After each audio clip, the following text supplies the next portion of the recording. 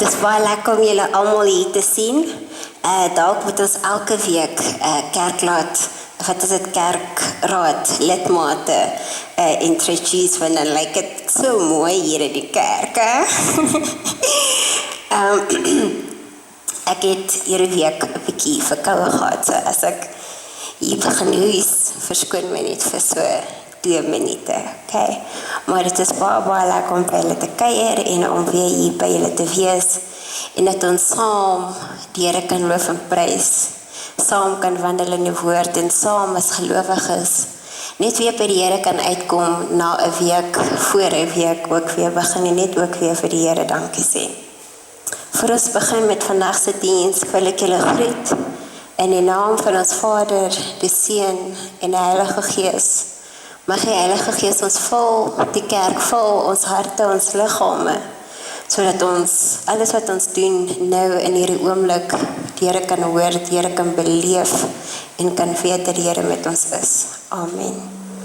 Ek gaan gou vra dat Johan vorentoe kom en ons gaan net vir 'n oomblik aan die begin van die diens die kerklidmate net gou introduce, die kerkraadslidmate, skus.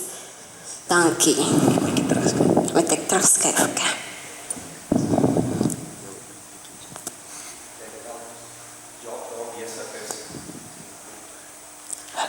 Okay, ek dink hy is Peter. Dink hy bietjie Peter? Okay, dankie baie.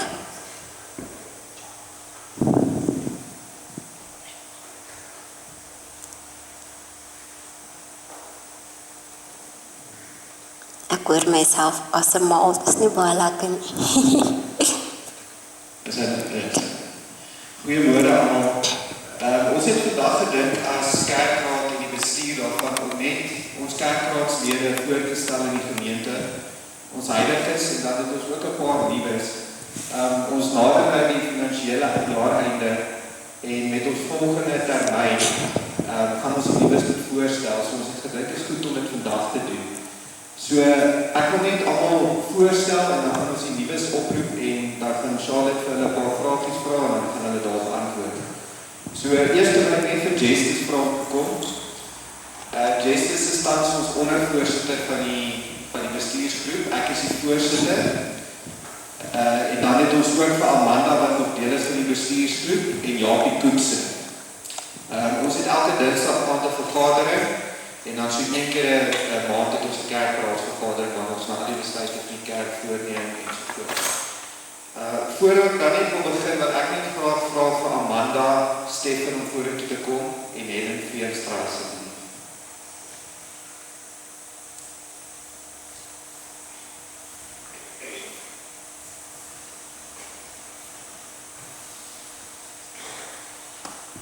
Amanda en Helen het gesê hulle wil graag bedank vir die kerkraad af van nou. Ons het Amanda gaan nog steeds op ons bestuur aktief betrokke wees elke Dinsdag, so ons is baie dankbaar daarvoor. En dan het Helen gesê wil sy 'n bietjie van rus vir so 'n jaar. So ons wil net vir julle kom maar hier, ons net baie dankie vir julle sê vir julle opoffering en tyd deur die jare wat julle saam met ons was.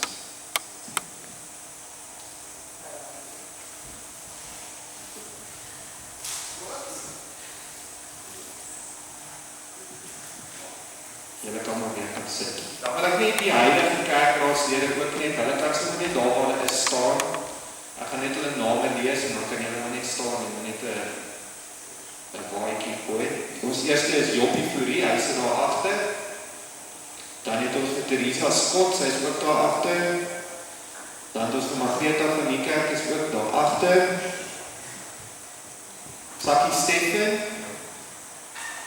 Dan is Charlotte. Jessica, Oshie, en dan Johan Kloete wat nou nie vandag hier so kan wees. So dan wil ek net, ons het, julle kan maar dan weer sit, ons het 3 nuwe kerkraadslede wat ek graag wil oproep. Eerste een is Bertie Boucher, en dan Gawie, Belinda Pinaar, en Cecilia Forshie. Ekskuus, hulle is 4.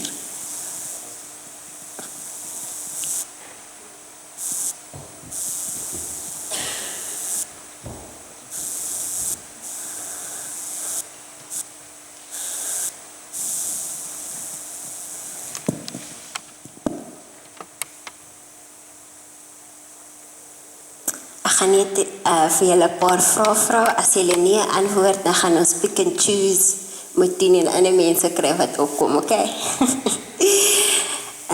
Broers en susters, u dra in besonderse sin die verantwoordelikheid vir die opbou en die geestelike versorging van hierdie kerk. U moet toesien dat alle gemeentelede hulle in belydenis en lewenswandel gedra soos lewende lidmate van die kerk van Jesus Christus. Volgens die voorbeeld van Christus moet u die herdelike taak dienend uitvoer deur die voorbidding, huisbesoek, siekebesoek, moet u die lidmate bystaan, vertroos en hulle geloof versterk en hulle bemoedig. En hier is die paar vragies.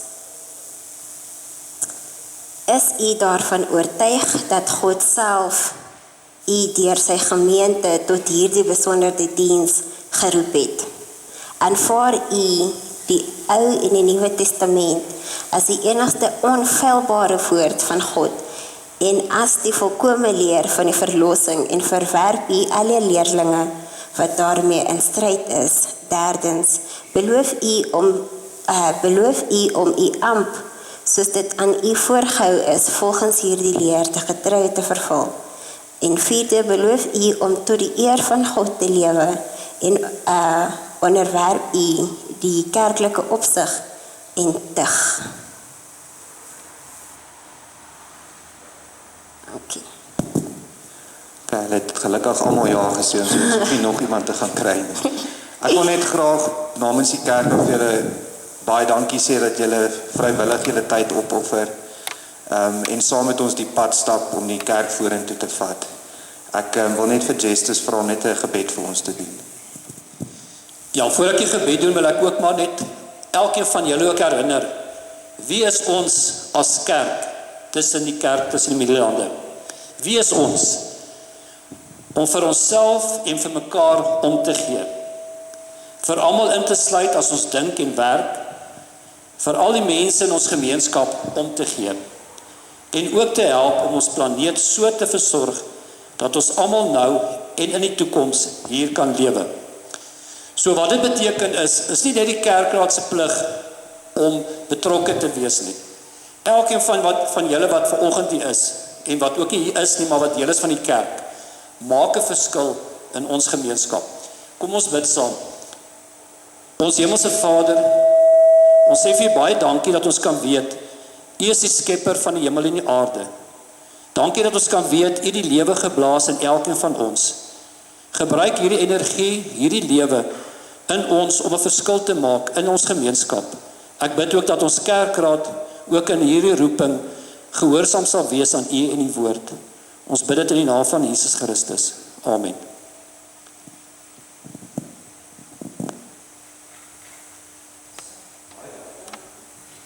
Nela.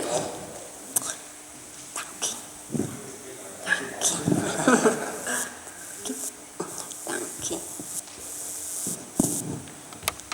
Okay, dan dink ek ons is klaar. Baie dankie Charlotte dat jy vir ons dit behartig het. Dankie baie.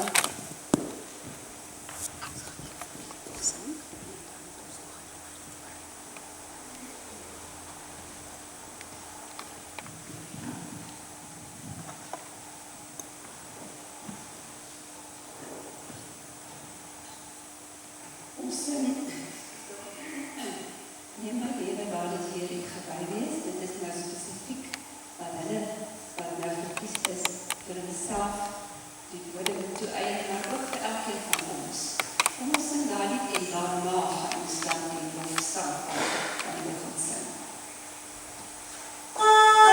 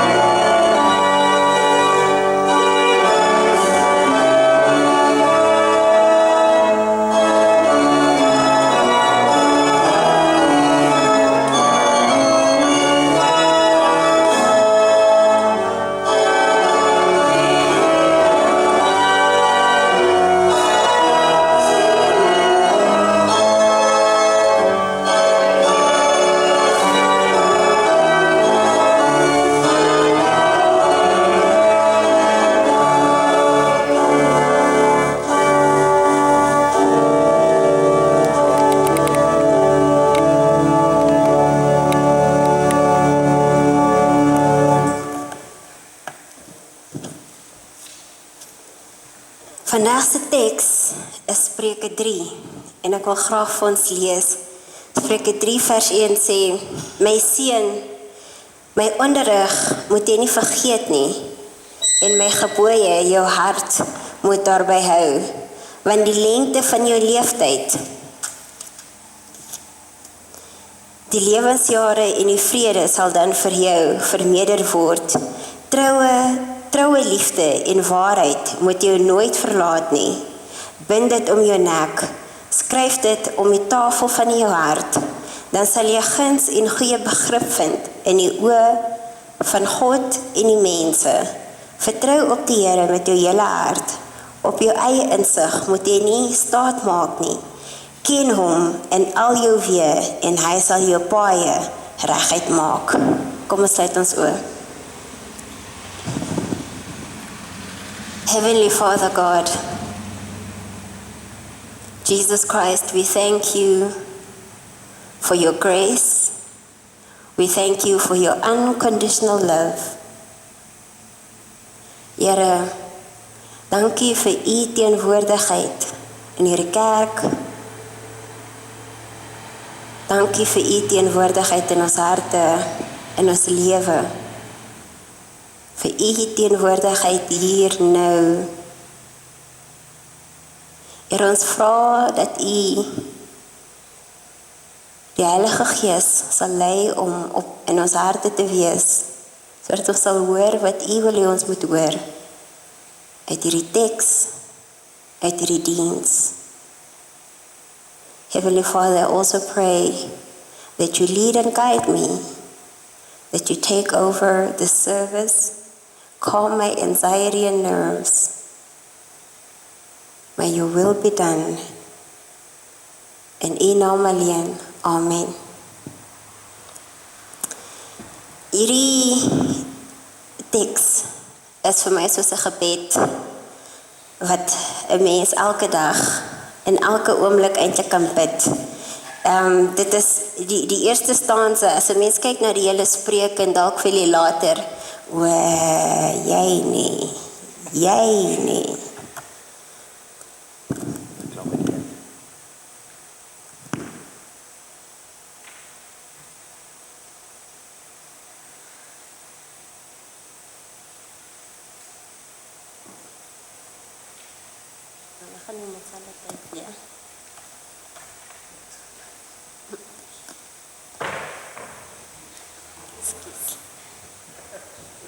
Die kind is gestres, meer as ek.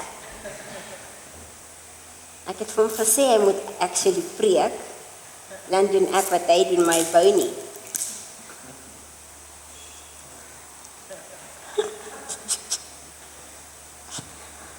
Mens kan jou nergens vat, ja? Daar is hy. Dankie, lieve kind.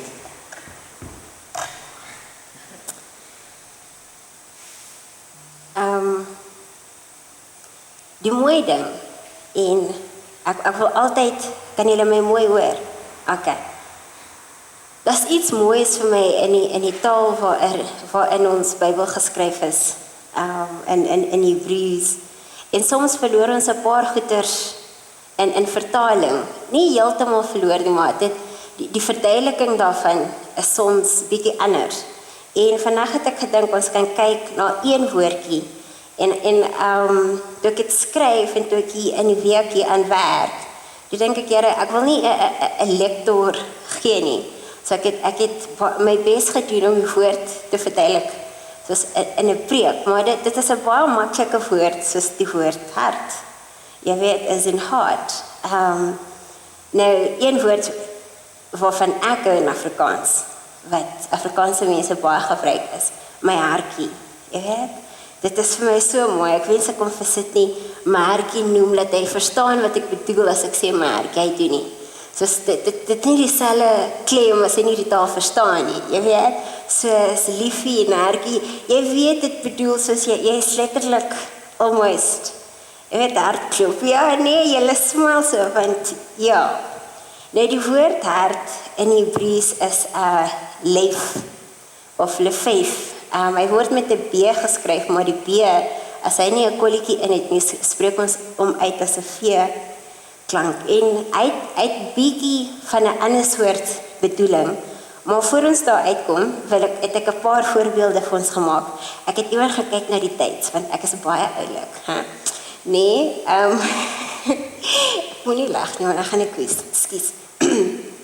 So, ons sê baie in Engels, in die Engelse taal as ons die woord hart gebruik, dan sê ons, someone is close to my heart. Jy weet, jy is baie naby aan my hart. Hè? Dit bedoel ek en jy weet jou nie van my, nee. Verstaan? So, of nou gebruik ons die voorbeeld van to lose one's heart. Ek het my hart verloor in hierdie project of in hierdie wêreld of in hierdie ding waarvoor ek so passievol is oor. En die ander voorbeelde wat ons gebruik is to take someone to heart. Jy weet, my ma sê dit baie vir my, jy vat goeders, prof sê dit ook baie vir my, sal het jy laat dinge te naby aan hart kom. Ek weet nie hoe vertaal mense dit mooi nie, maar you're taking it to heart, stop it. Like, don't let it affect your heart, jy weet.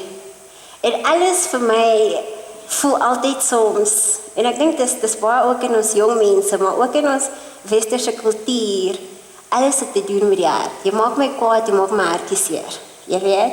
So hart is vir ons 'n emosie ding. Baie van waaroor ons sterk voel, kom van ons hart af. Jy weet, wat ons doen, word gedryf deur hierdie beautiful hart van ons.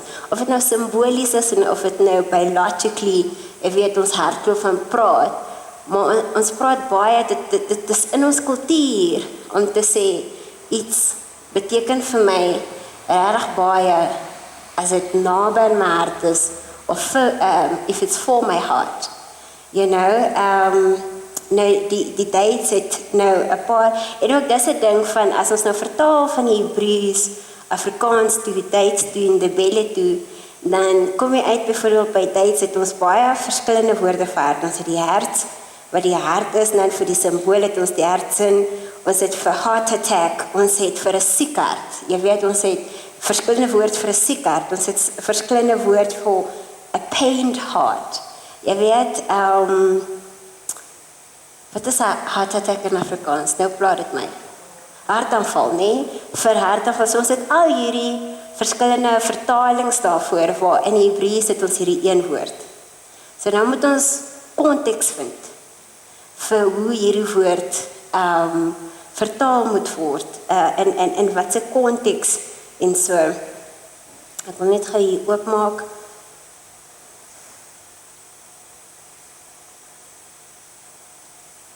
Nou die Hebreëse woord vir hart, dit is verstommend dat dit op baie plekke waar die Hebreëse teks van die woord lef praat, die vertaling van die woord hart gebruik word, want in ander gevalle hoef ons dit nie eintlik met die woord hart te vertaal soos ons dit doen in die Engels en in die Duits of in die Afrikaans nie. Nou, ek gaan 'n paar voorbeelde vir ons maak voor ons by ons vandag se teks uitkom. Net om 'n bietjie agtergrond te gee hierop.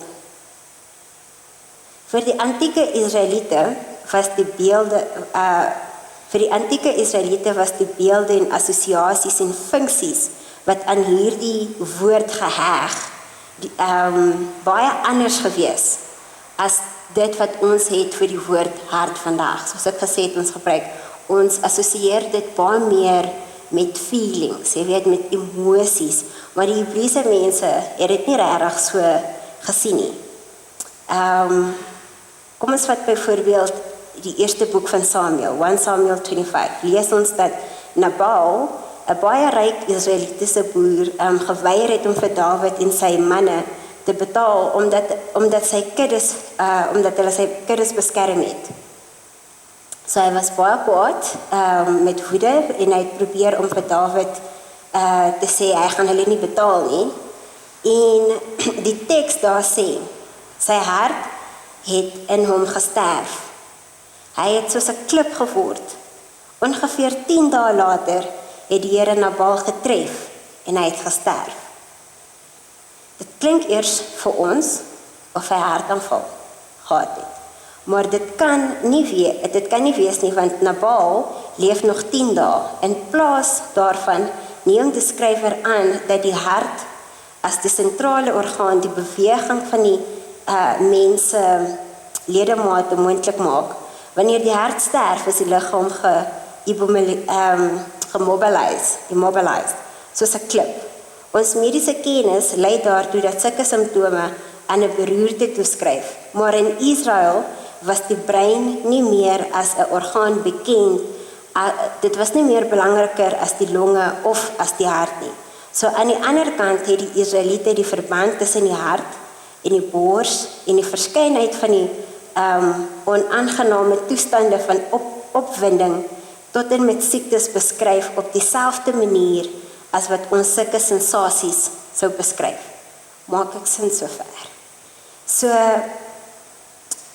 toe die profeet Jeremia die uitroepe van strydende manne hoor naderkom, het hy 'n hartaanval gekry en gekreun. Hartaanval, quotation mark. My angs, sê die teks. Ek wremel van pyn oor die mure van my hart. 'n Ernstige siek persoon kla in gebed dat sy hart klop en sy kragte verswak in Psalm 18:30. Hier, die hart verteenwoordig die middelpunt, die binneste deel van die menslike liggaam.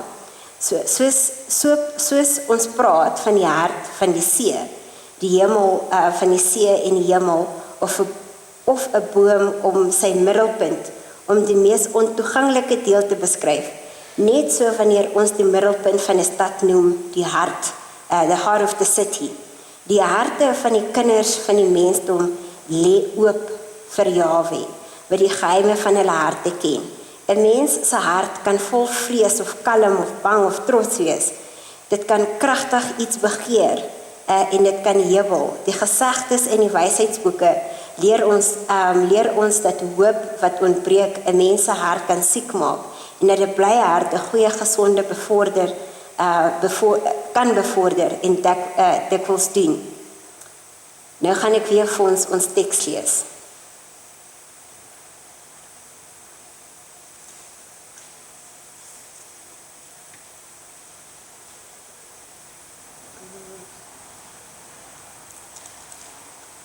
Dan sê, my seun, my onderrig moet jy nie vergeet nie, en my gebooie, jou hart moet daarby hou.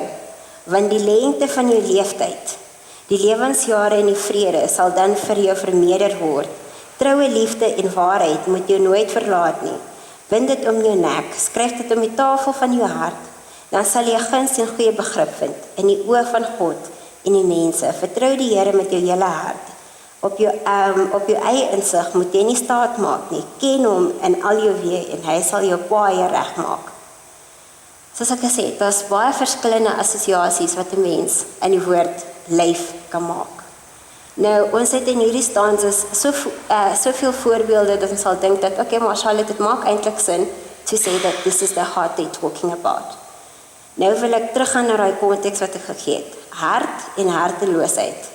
In die Hebreëus was vir hulle 'n punt van intelligensie en domheid. Soos jou intelligensie wat ons sien in die kop, was iets wat hulle geassosieer het met die mens se hart. So in Israel was die hart egter nie primêr die plek van emosie nie, en beslis ook nie die plek van liefde nie. 'n Mens sien die woord hart in Hooglied. Jy weet, in Hooglied kom hy 3 keer voor, maar dit is baie anders as in die Egiptiese liedjies, wat die beeld het, wat beskryf dat die hart klop en opwindend is. In die Bybel is die hart primêr die plek van rede, die plek van intelligensie. So, as 'n mens dink oor iets, het hulle dit met die hart beskryf. So jou plek van intelligensie, van dink, van redeneer, was iets wat hulle met die hart geassosieer het. So as hulle gesê het, dat jy moet dit op jou hart sit, is asof hulle gesê het, it should be logic to you.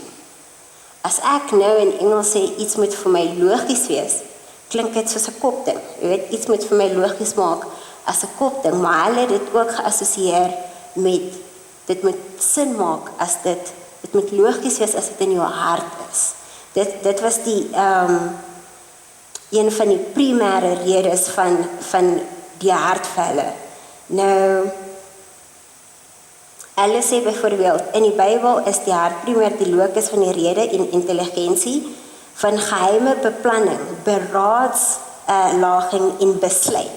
So volgens Deuteronomium 29 vers 4, het die mens oë om te sien, ore om te hoor en 'n hart om te verstaan. Verstaan? So ons kan eintlik hierdie woord hart vertaal met verstand om te verstaan. Dan maak dit meer vir ons in die manier van hoe ons na dinge kyk. So as hulle sê jy het 'n hart om te verstaan, kan 'n mens ook, en soos byvoorbeeld in die ander vertalings, sê jy het 'n verstand om te verstaan. Die hart verwerk en orden die indrukke wat van buite afkom. Byvoorbeeld Salomo, die beskermheer van wysheid, vra vir God 'n luisterende hart. It's like 'n verstand wat verstaan. Ek weet nie of dit sin maak, maar dit is soos asof hy vra dat Here, give me the logic to understand. Dit wil sê 'n wakker en oplettende verstand en gees. So dit is die gebed wat hy bid. Sy gebed word dan verhoor, en ons weet Salomo het nou baie van hierdie mooi poems en wysheidsbriewe vir ons geskryf. God het aan Salomo baie groot wysheid en onderskeidingsvermoë en breedte van verstand gegee, so groot soos die sand op die seestrand, sodat Salomo se wysheid en die wysheid van die mens van die ooste en al die wysheid van die Egipte oortref het. Hy was wyser as enigiemand anders. Hy het 3000 spreuke geskryf en sy liedere was 1005. Hy sou praat van